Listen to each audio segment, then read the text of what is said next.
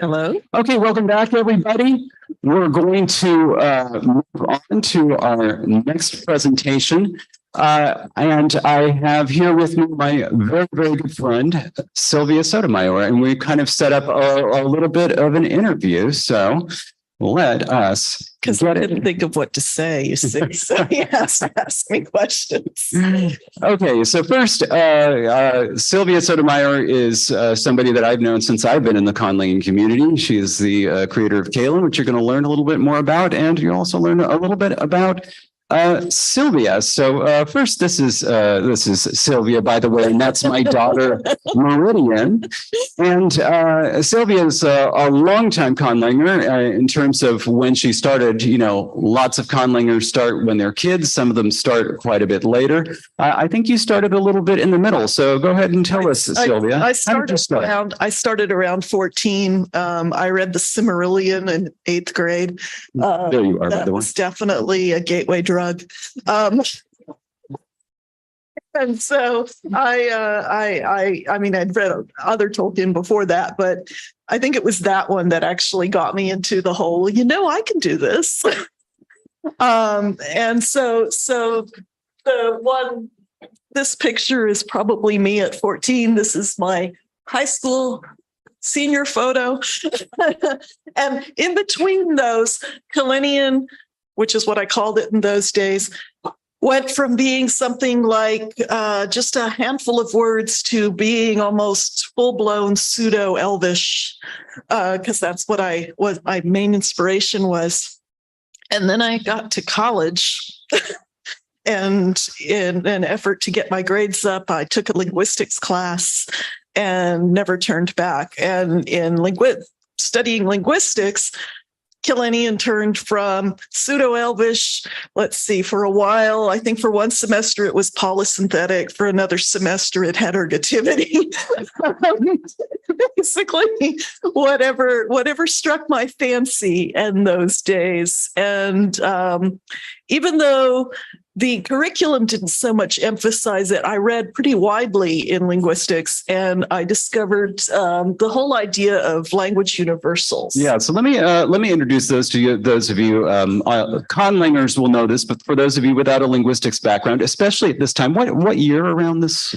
This would have been in the late 80s. Late 80s. Okay, so especially for those who are linguists, keep this in mind. I think we have more of a nuanced approach now, but at the time I don't know when he started, around the 60s, maybe, but Joseph Greenberg kind of revolutionized linguistic typology because he invented these things called linguistic universals. He kind of drew a sample which truly wasn't a representative sample as we understand it now, but he came up with these things that he noticed. For example, languages with dominant SVO word order are always prepositional, and he numbered these. So this was linguistic universal, Greenberg universal number 3. Nowadays, these are just suggestions. Yeah. Universals. If a language has inflection, it always has derivation number 2936. If a language has the category of gender, it always has the category of number. Now, so there were lots of these, and they were stated just like this, as all languages do this. Then linguists discovered, like, well, actually, maybe this one kind of does this, and there would be like kind of a way to explain it away. But nowadays, we understand that there's very few linguistic universals. There are linguistic tendencies. So if a language is VSO word order, it is most likely to be prepositional, and so on. There is one linguistic universal that we almost think still holds to some extent.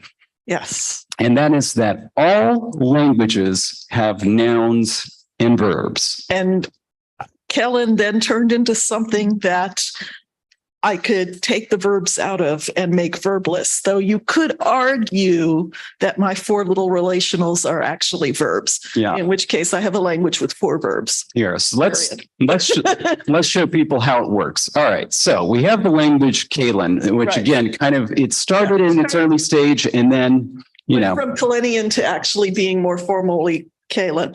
Okay. So if you say that Kalen has verbs, it has these four and no others, just these four, and they're called relationals. Yes. They discuss what relation the other words in the sentence or clause have to each other. So here's an example. We have these four sentences, and you'll notice that they are almost identical. So it's the first word is ora, and then there's a relational, and then is it ya or ja? Yeah. Okay, Yachela Yahuwah. So ora relational, Yachela Yahuwah. Okay. Yes. And then, and so ora is just basically saying this thing takes place in the past tense, right? Yachela is a bowl. Yahuwah is a noun, and this is very important. It's a noun that means something that is broken. Broken in pieces, non-functional, something like that. Right. And so now you have these four sentences. The first one with la means the bowl was broken. Or yes. Yeah. Yeah. Yeah. All right. Yes, you're quite right. It's past tense. All right. The next one means the bowl broke. This is a dynamic statement. It moved into the state of brokenness. Yes. So that's what that relational means. It changed its state from this thing to this thing or became this thing. There was once a broken bowl. Yep. Say isn't often, that is not actually the primary purpose of say, but it is also used as sort of an introductory way, a way of introducing a participant.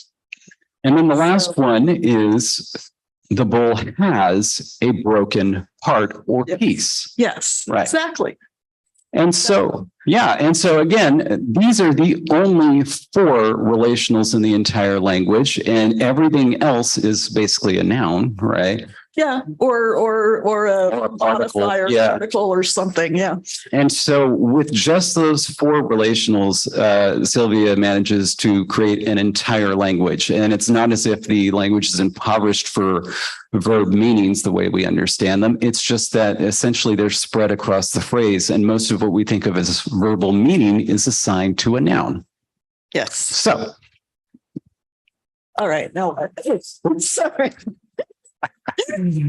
Anyway, so that is the Kalen language. And from the perspective of, I will say, a conlanger, it was really quite ingenious. So we have a lot of conlangers in the community who create engineered languages that, have like funky design principles. This one was clearly one of the best, but also it still had the feeling of a language. Like it was very naturalistic. It wasn't very artificial. I was using the science fictional idea of if you're going to, create a different world or a different future or something, you just keep everything the same and only change one thing. Oh. And so that was my idea, that was the one big change, was just having this very limited set to of relationals rather than verbs, and everything else I did try to keep as naturalistic as possible. That is a very apt analogy, and I never thought of it. That's brilliant. Wow. Well, I've also been reading science fiction from a very young age. This is true. All right. So something else that's just kind of, I think, a lot of fun for Kalen is that you developed a number of different writing systems for Kalen. I did, because I experimented. And basically, since Kalen was the only language I had, anytime I wanted to experiment, it became part of Kalen. So this is the basic script for Kalen, which is, and I liked that line, so I made sure we had the line. But otherwise, the characters underneath the line are a combination of basic Roman and Elvish and whatever else seemed to look good. Yeah, but it does the trick. But this is just the start. This is just the start. Yes. Get ready. Here comes some more. So then you also have this script. Now this I went to a museum in Portland once, and they had a exhibit on manuscripts, and there was these Russian land grants, these legal documents, and the Cyrillic, since it has so many of those ascenders and descenders, they would go 3 or 4 lines down and connect letters. And I said, oh, that is so cool. I have to do that. And so that's where this came from. All right. Next, we have these Yeah, block 'cause, letters. you have futuristic robot box scripts, and so I tried with that too, and it mostly worked. And what was fun with this one is I could make it vertical as well, like that, Yeah. and that was fun. Though I didn't do very much with this one because it was kind of weird. Yeah. And then Sylvia came up with this, and this really blew me away. So this is called the interlace script. Right. So remember, Sally was showing us lovely pictures of the Lindisfarne Gospels and everything. Well, the other thing I was really into when I was young was calligraphy, and my lab partner got me into the Society for Creative Anachronism. And so I studied medieval manuscripts for a while, very informally. And I learned how to make knotwork and so forth. And then I used that as the basis of a script. And it is associated with Kalin really only because at the time that was my only language. But really, you could use it for any language. Doesn't have to be Kalin. Yeah. So this is, it's probably better for you to go and look at this on your own, but this is just kind of an example of how it works. And so you can see that there's some elements, right, that are linguistic and some that are not, right? Right. Well, each particular part corresponds to a letter, but it was designed within the con culture. It's supposed to be something that is just used for decoration and either that or ceremony or secrets. It's not supposed to be readily readable, which is good because it's not. And I sometimes have a hard time reading them after I have created them. Yeah. But That's another example. like here is one, and basically that pattern repeats, sometimes mirrored or such. But it basically spells the name of the family. Now, she also, by the way, I found this extremely helpful. This is from her website. She put together kind of a moving one, a GIF of how you can read it. Yes, And so JavaScript broke, and I haven't fixed it yet. Yeah, here, let me. Okay, so start at the bottom. Right. That's A and Y and TH, and there's the N at the end. Yeah. Yeah. Just honestly. And so we have a couple of other examples of the script. This one features the first one. So that in the interlace is at least part of what is here in the regular script. And that was done. So for a while, the conlanging mailing list, listserv that David and I first interacted on would host what we call a holiday card exchange. And we didn't really care what the holiday was, though it generally happened in the wintertime. And we would make things, cards and other things in our languages and send them to each other. And that was what this was for. Is that what this next one is too? That is also what this next one is for. Yes. Just lovely. Yeah. Yeah. All right. But this one was very, very special to me. So for a while, I gave out an award called the Smiley Award, which was, kind of like not to say that we're there, but a lifetime achievement type award, but given to a language, not a language creator. So a language creator could win more than one. But I gave one to Kalin. And one of the things I mentioned was how much I love the interlace script. And Sylvia put my name in the interlace script. Peterson and the interlace script. It's just wild, man. So I have these tiny little cardboard cutouts of all the different letters, and then I kind of arrange them. And then when I figure out how the arrangement should work, then I go to my computer and actually draw it. Wow, really? Yeah. Oh my gosh. It's a lot of work to put these together. Yeah. Why I don't do it very often. And see, this is why I make sure to mention it so that she knows how much I appreciate it, because I really do. And this is another one. That was the design for, I think that says LC. Conlanger in Kalen. Yeah. And that was in the Zazzle store that the LCS had. I Right. don't know if that's still up. I don't know. Believe it or not, I think Back it when. still is. It is? Yeah, I think Okay, so it's still people around. buy this design. You can get this on a tie. But then this, I think, is one of my favorites. That's this. This is the laptop sleeve I designed for a previous laptop, though it fits the current laptop very nicely too. And what it says across the top and what it says in the interlace are pretty much the same. And it is a prayer to the goddess of technology that the machine may always be in working order.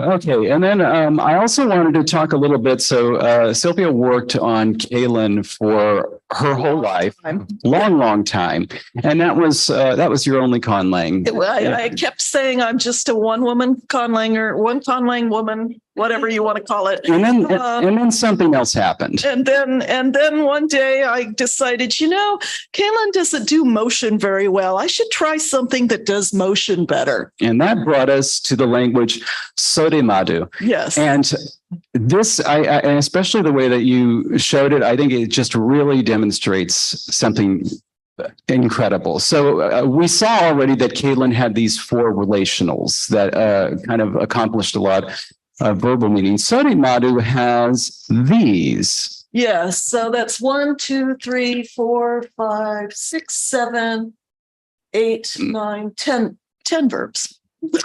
And you'll notice that Doubled. You'll notice that these are just images. They're not, Well, actually, they're little Unicode arrows. But yeah. Yes. And these are the verbs. All of the verbs, all they encode is some sort of either motion or stance. Yes. So these are the verbs. And then there are 2 cases for the nouns. And this one absolutely, really blew me away. There are 2 cases. And for those of you who studied linguistics, you will have never heard of these cases before. They are motile. They're not cases, they're genders. What? They're like genders, they're noun classes. Can something be both?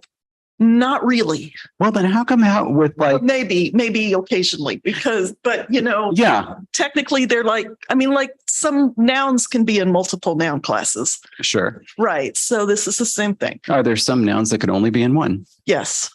Okay. Well, okay. Motile and sessile. Essentially, motile means can move. So animate. And sessile means cannot. Inanimate. And so here is an example. This is a spoken language, but what I'm providing for you here on the top is going to be a spoken line. The middle is an interlinear and the bottom is a translation. And I hope that this is correct. We have, Close enough. yeah, close enough. This is what I was telling you about. We had it anyway. So Limara said ibibi, and it's my mother is short, and you can see this line here, and that is The stance. Yeah. And basically the 3 verbs of stance, which are basically stand, sit, and lie, right. correspond to the shape or the animacy of the subject of the verb. Yeah. And so all animate nouns, all people basically use sere for stand. But the water, for example, and the water is deep. Because it's, Now, this one I find just lovely. So you can explain this verb. The water is getting deeper. Right. So the base verb there is evi, which basically means to move outwards or to expand. And so since this has got a more in it, you are expanding. Right. And so that's what that means. And then the opposite, the water is getting less deep, is identical, except It's in the opposite direction. It's going, it's coming in, moving inwards or shrinking. that's right. So I wanted to share this example, which I think is really, really ingenious. So follow along. We have Lene Angi Gelele, and is that correct? Okay, Yeah. so I go through the woods. Angi is that one with the arrow and the big round circle. So the destination is nebulous. Yeah. But this one, we've added something. So Lene Yes. Eyangi Gelele, I wander around in the woods. And this prefix here kind of says like, okay, that motion happens, but somewhere Yes. inside, Yes. right? Yes. Okay, so then bear that in mind. This is a very straightforward one. Now here's something a bit metaphorical. Lene eyangi ihlet, I am ashamed. I wander around in shame. But then there's this. Yep. Yep, I wander around in shame. Lene eyangi ihlet, which I Yes, think is because just. I had just listened to John on metaphor. So Anyway, so yeah, this was just one example. Sylvia keeps doing stuff that is really kind of wild and out there, and just it's okay. My next language will probably have a full complement of verbs. What's going to be weird is I've decided that it might actually be an interesting challenge to, rather than to reduce or take away something that people expect to find in a language, is to add a few things that are grammaticized that normally aren't.